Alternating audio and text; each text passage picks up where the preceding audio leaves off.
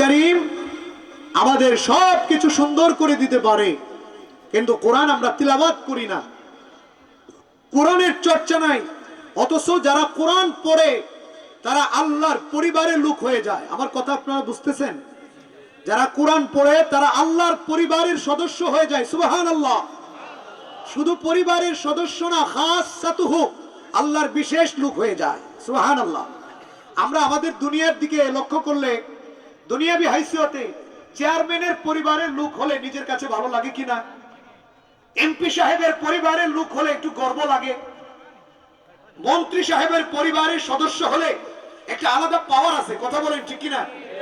আলাদা একটু সম্মান বোধ হয়, গর্ববোধ হয়, মানুষও সম্মান করে। আর কোরআন তিলাওয়াত যারা করে, কোরআন যারা চর্চা করে, তারা মন্ত্রী এমপি চেয়ারম্যানের না, বরং আহকামুল হাকিমিন, সর্বশক্তিমান আল্লাহর পরিবারের লোক হয়ে যায়। সুবহানাল্লাহ। আমার কথা নয়, নবীজির কথা। হযরত আনাস রাদিয়াল্লাহু তাআলা থেকে বর্ণিত। আল্লাহর নবী ডাক দিয়ে বলেন, ইন্না লিল্লাহি আহলিনা মিনান নাস। ক্বালু মান হুম ইয়া রাসূলাল্লাহ? ক্বালা আহলুল কুরআনি হুম আহলুল্লাহ ওয়া খাসসাতুহু। আল্লাহর নবী ডাক দিয়ে বলেন, হে পৃথিবীর মানুষেরা, আল্লাহ তাআলার পরিবার আছে, আল্লাহ তাআলার পরিবারের সদস্য আছে। সাহাবায়ে কেরাম ডাক দিয়ে বলেন, ইয়া রাসূলুল্লাহ, ইয়া হাবিবাল্লাহ, আল্লাহর পরিবারের লোক কারা? নবীজি ডাক দিয়ে বলেন, আহলুল কুরআনি হুম আহলুল্লাহি ওয়া খাসসাতুহু। যারা কোরআন চর্চা করে, যারা কোরআন পড়ে, তারাই হলো আল্লাহর পরিবারের লোক। এবং তারা শুধু আল্লাহর পরিবারের লোক না, বরং তারা আল্লাহর বিশেষ লোক হয়ে যায়। বলুন সুবহানাল্লাহ। কোরআন পড়লে কত মর্যাদা! আল্লাহর নবী ডাক দিয়ে বলেন, আল মাহিরু বিল কুরআনি মা'আস সাফারাতিল কিরামিল বারারা।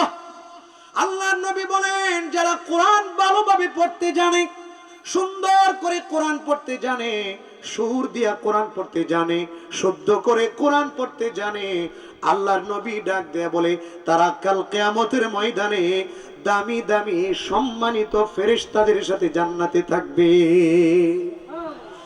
আর যারা ভালোভাবে কোরআন পড়তে পারে না, হে এলাকার মুরব্বী বাবারা, যুবক ভাইয়েরা, পর্দার অন্তরের মা বোনেরা, মন খারাপ করার কিছু নেই। ভালোভাবে কোরআন পড়তে পারেন না, আটকে আটকে কোরআন পড়েন, কোরআন পড়তে বুঝি অনেক কষ্ট হয়।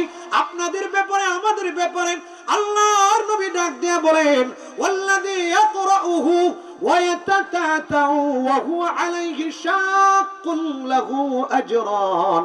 আল্লাহর নবী ডাক দেয়া বলে, আর যারা এত সুন্দর করে পড়তে পারে না, এত সুর দিয়া পড়তে পারে না, এত তাড়াতাড়ি দ্রুত পড়তে পারে না, পড়তে গেলে কষ্ট হয়, পড়তে গেলে আটকে আটকে পড়তে হয়, পড়তে গেলে অনেক লম্বা সময় লেগে যায়, আল্লাহর নবী ডাক দেয়া বলে, তাদের জন্য ডাবল সওয়াব, ডাবল প্রতিদান, ডাবল পুরস্কার। বলুন সুবহানাল্লাহ।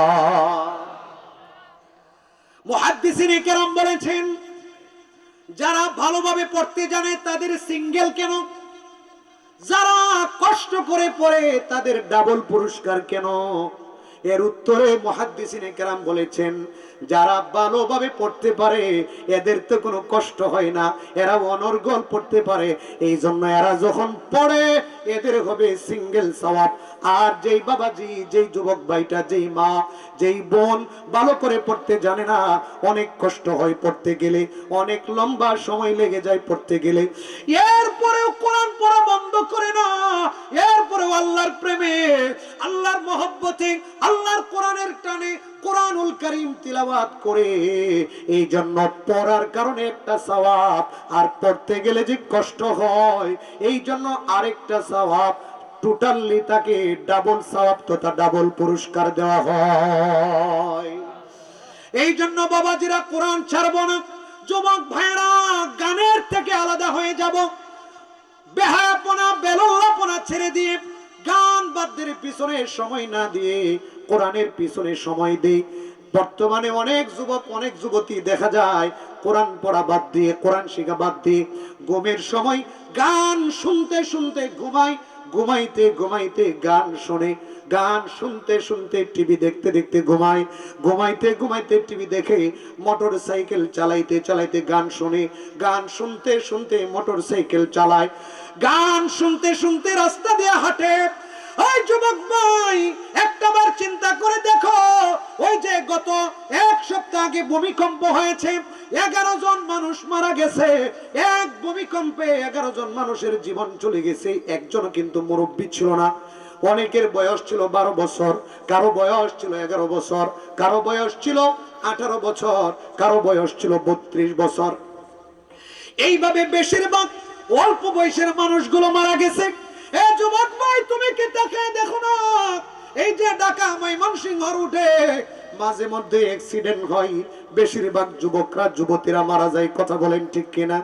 একটাবার চিন্তা করে দেখো, যদি গান শুনতে শুনতে আমার মৃত্যু হয়ে যায়, কানের মধ্যে ইয়ারফোন লাগায়া আমি যে ঘুমাইলাম, ওই ঘুমের সময় যদি আমার জান কবজ হয়ে যায়, ঘুম থেকে যদি আর জাগ্রত না হই, প্রাণ বায়ুটা চলে গেছে, আর যদি প্রাণ বায়ুটা ফিরে না আসে, তখন আমার কি অবস্থা হবে? যারা কোরআন তিলাওয়াত করি না গান শুনি, যারা কোরআন তিলাওয়াত শুনি না গান শুনি, কাল কিয়ামতের ময়দানে কি হবে? একটা বার চিন্তা করে দেখো না।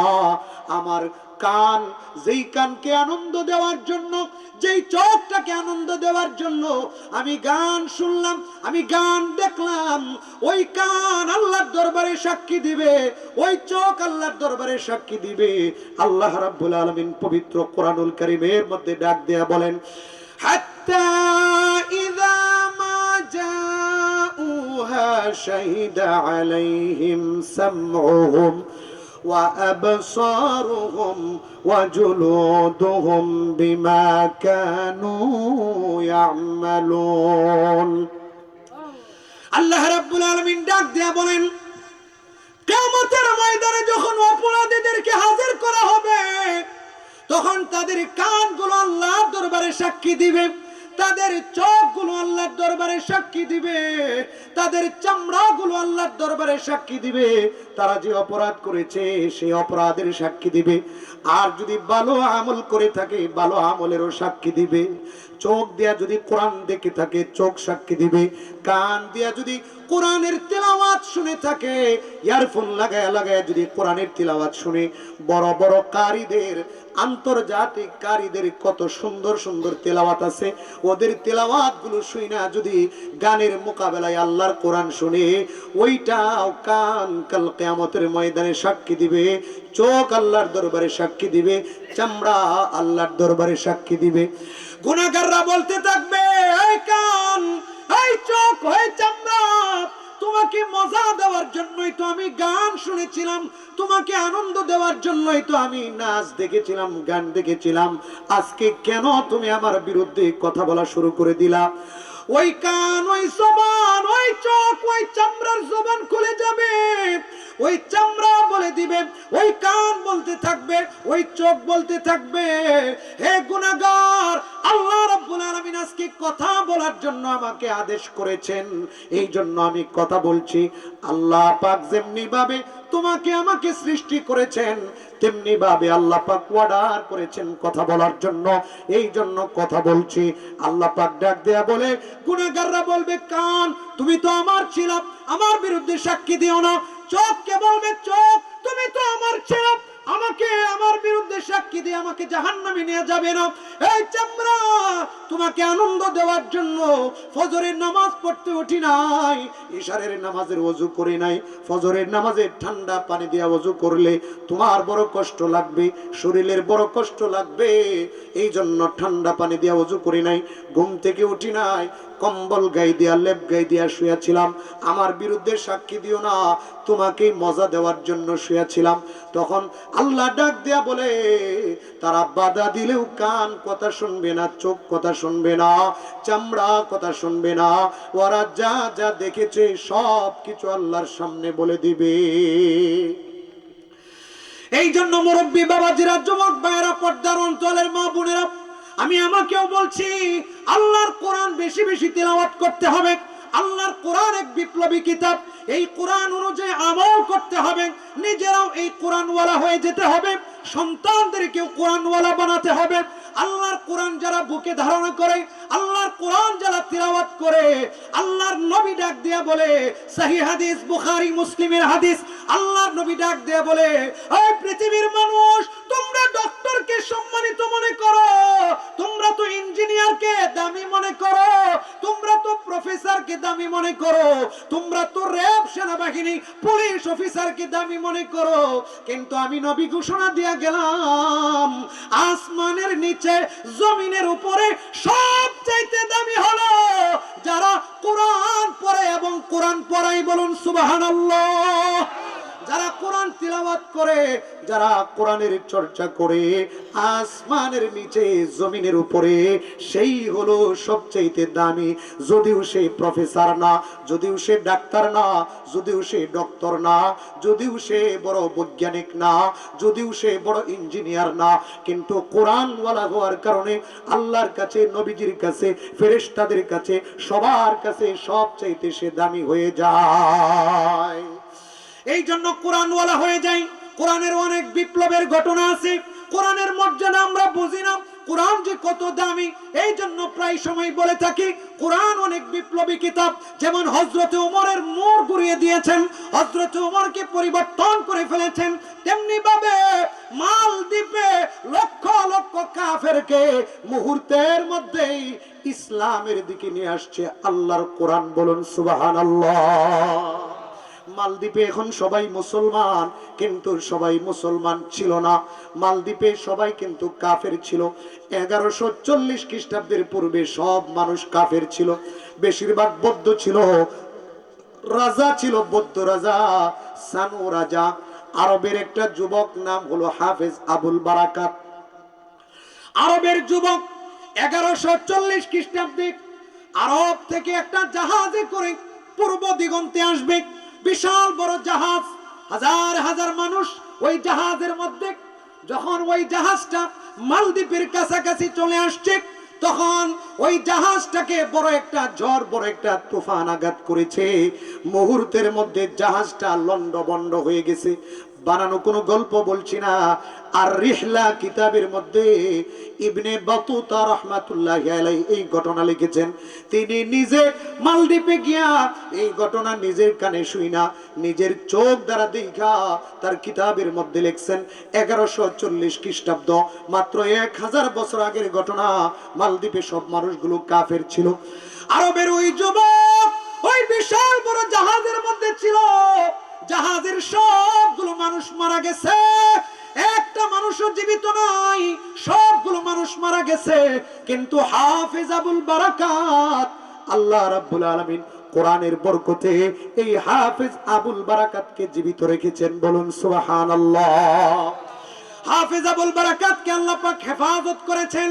হাফেজ আবুল বারাকাত জাহাজের একটা কাঠের তক্তার উপর ভেসে ভেসে দ্বীপের কাছাকাছি চলে আসছে।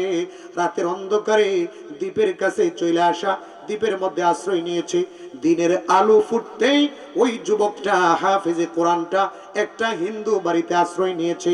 একজন মুসলমানও নাই, সব কাফের, সব বৌদ্ধ, সব হিন্দু। একজন মুসলমান বুড়ি মহিলার বাড়িতে আশ্রয় নিয়েছে। সেখানে থাইকা থাইকা বাড়ির দিনের বেলা কাজ করে, রাতের বেলা বুড়ি মহিলার বাড়িতে থাকে। এইভাবে দিন যায়, রাত যায়, মাস যায়। হঠাৎ হাফেজ আবুল বারাকাত সন্ধ্যা বেলা যখন কাজ শেষ করে বুড়ি মহিলার বাড়িতে আসছে, হাফেজ আবুল বারাকাত তাকায় দেখে হিন্দু বুড়ি মহিলাটা কান্না করতেছে। হাফেজ আবুল বারাকাত ডাক দেয়া বলে, মা আপনি কান্না করেন, কারণটা কি? মা ডাক দেয়া বলে, একটা মাত্র মেয়ে, একটা মাত্র কলিজার টুকরা মেয়ে আজকে দৈত্যের খাবার হয়ে যাবে, দানবের খাবার হয়ে যাবে, সেনাবাহিনীরা একটু পরেই নেওয়া যাবে, এই জন্য আমি কান্না করছি। হাফেজ আবুল বারাকাত সম্পূর্ণ ঘটনা জানেন না। হাফেজ আবুল বারাকাত ওই বুড়ি মহিলাকে বলে, মা আমাকে আপনি ঘটনা খুলে বলেন, কি ঘটনা বিস্তারিত আমি জানতে চাই। ওই মা ডাক দেয়া বলে, বিশাল বড় একটা দানব বৎসরে নির্ধারিত এক রাত্রে আমাদের গ্রামের উপর এসে আক্রমণ করে, আমাদের বাড়ি ঘরে আক্রমণ করে, আমাদের মানুষদের উপর আক্রমণ করে, আমাদের জান মালের বড় ক্ষতি করে। এ যুবক, কিন্তু যদি একটা সুন্দরী যুবতী মন্দিরের মধ্যে সাজিয়ে রেখে দেওয়া হয়, ওই যুবতী মহিলাটার রক্ত খেয়ে চলে যায়, মন্দিরের সামনে আর আসে না, আমাদের গ্রামের ভিতরে আসে না। এই জন্য আমাদের বাদশাহ সিদ্ধান্ত নিয়েছে, প্রত্যেক বছর নির্ধারিত রাত্রে নির্ধারিত তারিখে যেই রজনীতে দানব আসার কথা, ওই রজনীতে সুন্দর একটা যুবতী লটারির মাধ্যমে যার নাম আসবে, ওই যুবতীটাকে সাজিয়ে গুজিয়ে মন্দিরের মধ্যে রাখা হবে। ওই দানবটা মন্দিরে আইসা যুবতী মেয়েটার রক্ত খেয়ে চলে যাবে, আমাদের এলাকার উপর আক্রমণ করবে না, এলাকার মানুষগুলো আমরা বেঁচে যাব। কিন্তু দুঃখের বিষয়, ওই যুবক এবার লটারির মধ্যে আমার কলিজার টুকরা মেয়েটার নাম আসছে। এই জন্য আমার মেয়েটাকে আমি সুন্দর কাপড় পরায়া সাজায় রাখলাম। সন্ধ্যার পরে সেনাবাহিনীরা আমার মেয়েটাকে নিয়ে যাবে, মন্দিরের মধ্যে রাখবে। আমার মেয়েটাকে রাত্রির গভীরে ওই দানবটা মেরে চলে যাবে, আমার মেয়েটা শেষ হয়ে যাবে। এই কলিজার টুকরা একমাত্র মেয়ের জন্য আমি কান্না করি। হাফেজ আবুল বারাকাত ডাক দিয়ে বলে, মা আপনি কান্না করবেন না, টেনশন করবেন না। ও মা, আপনার মেয়ের কাপড়গুলো আমাকে পরায় দেন, আমি দত্ত দানবের খাবার হব, আমি দত্ত দানবের মোকাবেলা করব। ওই হিন্দু মা ডাক দেয়া বলে, না রে বাবা না, তুমিও তো আমার কলিজার টুকরা সন্তানের মতোই, তোমাকেও দানবের খাবার হতে দিব না। হাফেজ আবুল বারাকাত ডাক দেয়া বলে, মা আপনি টেনশন করবেন না, ওই দানব আমার কোনো ক্ষতি করতে পারবে না, আমার ভিতরে আল কোরআন আছে, বলেন আল্লাহু আকবার। এবার বারবার পিরাপিরি করার কারণে ওই মা কলিজার টুকরা মেয়ের কাপড়গুলো খুলে যুবক হাফেজ আবুল বারাকাতের শরীরে পরায় দিলেন। আরবের যুবক, দাড়ি মুছ এখনো ওঠে নাই, বোঝা যায় না ছেলে না মেয়ে, সেনাবাহিনীরাও বুঝতে পারে নাই, ধরে নিয়ে গেছে মন্দিরের মধ্যে রেখে দিছে।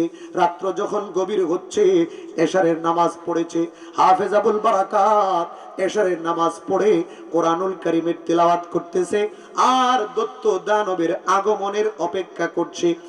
হাফেজ আবুল বারাকাত তাকে দেখে, রাত্র যখন গভীর হয়ে গেছে, মানুষের আওয়াজ শোনা যায় না, পশু পাখির আওয়াজ শোনা যায় না, হঠাৎ তাকে দেখে বিশাল বড় একটা দানব নদী থেকে ওই দ্বীপের দিকে আসতেছে, পানি থেকে বের হয়ে ওই দ্বীপের দিকে হাঁটি হাঁটি পা পা করে আসতেছে। হাফেজ আবুল বারাকাতের অন্তরের মধ্যে কোনো ভয় নাই, কারণ মুসলমান তারা কাউকে ভয় পায় না, যাদের ভিতরে কোরআন আছে ওই কোরআনের বদৌলতে তারা দত্ত দানবকে ভয় পায় না। হাফেজ আবুল বারাকাতের অন্তরের মধ্যেও কোনো ভয় নাই, কোরআনুল কারীম তিলাওয়াত করতেছে তিলাওয়াত করতেছে। হঠাৎ ওই দত্ত দানবের কানের মধ্যে যখন কোরআনের আওয়াজ ঢুকে গেছে, আল্লাহু আকবার আল্লাহু আকবার, ওই দত্ত দানব দাঁড়ায় গেছে, আর দত্ত দানব সামনের দিকে আসে না। হাফেজ আবুল বারাকাত কোরআন তিলাওয়াত বন্ধ করে না, হাফেজ আবুল বারাকাত কোরআন তিলাওয়াত করতেছে। কিছুক্ষণ তিলাওয়াত করার কারণে, কিছুক্ষণ তিলাওয়াত করার পরে ওই দত্ত দানব যেখান থেকে এসেছিল আবার সেখানে চলে গেছে, সারা রাত চলে গেছে। দত্ত দানব আর কোনোদিন আসে না। সকালবেলা সেনাবাহিনীরা লাশ নেওয়ার জন্য আসছে, যুবতীর লাশ নিবে, কিন্তু আইসা দেখে যুবতী নাই। একটা যুবক, সুন্দর একটা যুবক মন্দিরের ভিতরে বসে বসে কোরআনুল কারীমের তিলাওয়াত করতেছে, বলেন আল্লাহু আকবার। এবার সেনাবাহিনীরা ধরে নিয়ে গেছে রাজার কাছে। রাজার কাছে ধরে নিয়ে যাওয়ার পরে রাজা সব ঘটনা জিজ্ঞেস করছে। ওই রাজা ছিল সানু রাজা, বদ্ধ রাজা।